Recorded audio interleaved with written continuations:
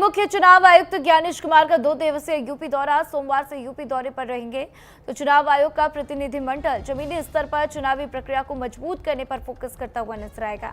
BLO से सीधा संवाद और चुनावी साक्षरता बढ़ाने पर भी जोर दिया जाएगा।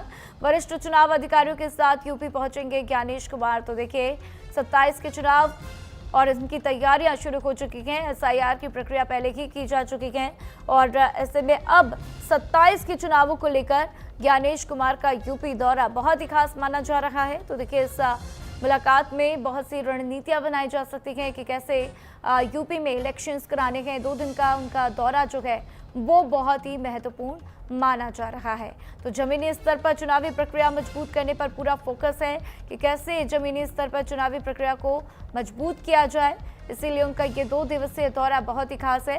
तो सोमवार से यूपी दौरे पर रहेंगे चुनाव आयोग के प्रतिनिधिमंडल, जिसमें ज्ञानेश कुमार भी वहां पर पहुंचेंगे।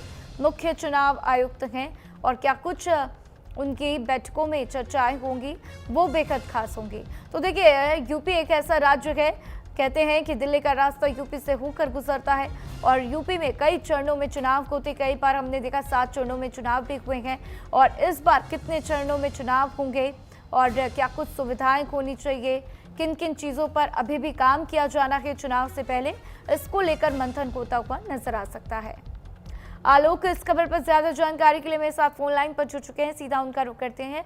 आलोक, 2 दिवसीय ये दौरा बहुत ही खास है, ऐसे में क्या कुछ उम्मीद इस दौरे से और जो तमाम बैठकें होंगी उसमें क्या कुछ चर्चाएं हो सकती हैं? देखिए, मुख्य चुनाव आयुक्त ज्ञानेश कुमार 2 दिवसीय दौरे पर अपने प्रतिनिधिमंडल के साथ होंगे। कल वो यहाँ पर पहुंचेंगे, उसके बाद से 2 दिन लगातार वो संवाद कार्यक्रम करेंगे। बैठकों का दौर भी चलेगा, बीएलओ के साथ बैठक करेंगे। सबसे पहले कालकेदार कॉलेज जो है वहां पर जाएंगे। वहां पर छात्रों से वो संवाद करने का कार्यक्रम है। क्योंकि ज्ञानेश कुमार पहले भी कालविन तालुकेदार में पढ़ाई कर चुके हैं, तो उससे उनका लगाव यही माना जा रहा है, किसकी वजह से वो जाएंगे। सबसे पहले वहाँ छात्रों के साथ संवाद करेंगे। उसके बाद इंदिरा गांधी प्रतिष्ठान में कार्यक्रम आयोजित किया गया है, जिसमें बीएलओज हैं, तमाम क्षेत्रीय लोग हैं, जिनसे ये वार्ता करेंगे। क्योंकि चुनाव है उत्तर प्रदेश में 2027 में, ऐसे में चुनाव को किस तरह से धार दिया जाए, किस तरह से पारदर्शिता बरती जाए, बीएलओज किस तरह से काम करेंगे ग्राउंड पर जाकर, साथ ही राजनीतिक पार्टियों से क्या सहयोग लिया जा सकता है, उस पर भी मंथन होगा। साक्षरता को लेकर भी मंथन हो सकता है कि किस तरह से लोगों को जागरूक किया जाए, साक्षर किया जाए, ताकि वो चुनाव में बढ़ चढ़ कर हिस्सा ले सकें। तो ऐसे तमाम बिंदु हैं जिस पर ध्यान दिया जाएगा, इस पर चर्चा होगी। लगभग 500 बीएलओ के आसपास भी लोग मौजूद रहेंगे, जिनसे 1 to 1 करके वार्ता करेंगे मुख्य चुनाव आयोग। तो कुल मिलाकर कहा जा सकता है उत्तर प्रदेश में जो चुनावी बिगुल 2027 में फूकेगा, तो राजनीतिक पार्टियां तो अपनी तैयारी कर ही रहे, साथ ही चुनाव आयोग भी जमीन पर उतरकर काम करने का प्रयास करेगा। क्योंकि लगभग 20 जिलों के जो निर्वाचन अधिकारी होते हैं, डिप्टी निर्वाचन अधिकारी, उनको भी बुलाया गया है अगले दिन की बैठक में। तो उनसे भी मतलब 75 जिले हैं उत्तर प्रदेश में, 20-20 जिलों करके देखा जाए तो हो सकता है कि आने वाले समय फिर मुख्य चुनाव आयुक्त यहाँ पर आए और भी लोगों से चर्चा करें या ट्रेनिंग दें। तो प्रशासन स्तर से लेकर, जनता से लेकर, राजनीतिक पार्टियों से लेकर, जिनसे भी चुनाव से जो लोग भी सीधे जुड़े हुए हैं, उनसे संवाद करेंगे, उनसे वार्ता करेंगे, चर्चा करेंगे और आगामी चुनाव में किस तरह से पारदर्शी तरीके से चुनाव संपन्न हो, इस पर चर्चा होने की पूरी संभावना है। जी बिल्कुल, और ऐसे में चुनावों पर पूरा फोकस रहने वाला है, किस तरीके से चुनावों को बेहतर तरीके से करवाया जा सके। लेकिन साथ ही आलोक, इस बार हमने देखा कि चुनावों से पहले एसआईआर की प्रक्रिया भी करवाई गई, वो पूरी हो चुकी है। तो अब इस बार एसआईआर होने के बाद ये तैयारियां आसान होती हुई कितनी नजर आएंगी और क्या उनके आगे नई चुनौतियां सामने आ सकती हैं? देखिए, इसमें सबसे बड़ी चुनौती है बूथ स्तर पर जो बीएलओज होते हैं, कितने एसआईआर के बाद जो नाम होते हैं या जो नाम अतिरिक्त जोड़े गए हैं, उनको जो निर्वाचन आयोग की जो लिस्ट होगी उसमें कैसे शामिल किया जाए, मतदाता सूची में शामिल किया जाए। ये सबसे बड़ी चुनौती है, ताकि कोई मतदाता छूटे ना। हालांकि पहले भी देखा गया है कि जब एसआईआर नहीं हुआ था, उससे पहले भी जो मतदाता सूची थी उसमें तमाम गड़बड़ियां सामने आई थी। उसके बाद से विपक्षी दलों ने भी निशाना साधते हुए सवाल खड़े किए थे चुनाव आयोग की कार्यप्रणाली पर।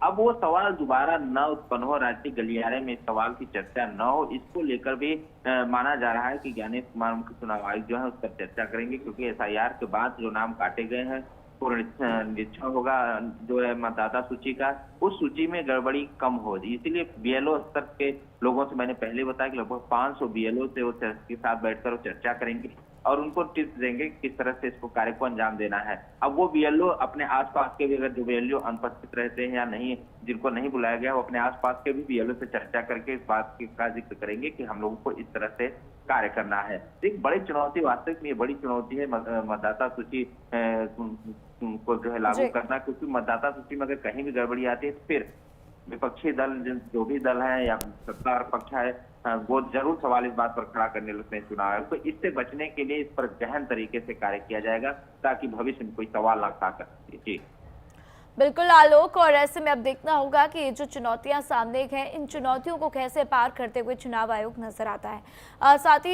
ये जो 2 दिवसीय दौरा है आलोक का, इसको लेकर विपक्ष की क्या कुछ प्रतिक्रियाएं सामने आती हुई? देखिए, चूंकि चुनाव आयोग का दौरा है, तैयारियों को लेकर ये दौरा है, इसलिए भी इस पर राजनीतिक कोई प्रतिक्रिया सामने नहीं आई है।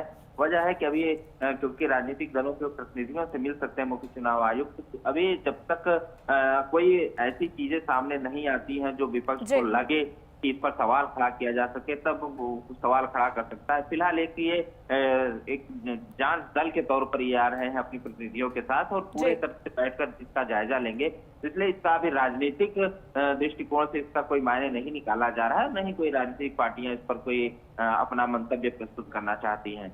हाँ, ये जरूर हो सकता है कि मुख्य चुनाव आयोग से मिलने के लिए जो जिनको समय नहीं दिया गया है, तो वो हो सकता है समय लेने का प्रयास करें कि हम भी मिलना चाहते हैं मुख्य चुनाव से, और जो कुछ भी कमियां हैं उसको बताना चाहते हैं या अपनी जो भी समस्याएं हैं उनको प्रस्तुत करना चाहते हैं उनके समक्ष, ये हो सकता है। लेकिन फिलहाल अभी कोई राजनीतिक दल इस पे कोई बयानबाजी या किसी तरह की टिप्पणी नहीं करते हुए दिखाई दे रहे हैं। ठीक है आलोक, तमाम जानकारियों के लिए आपका बहुत बहुत शुक्रिया।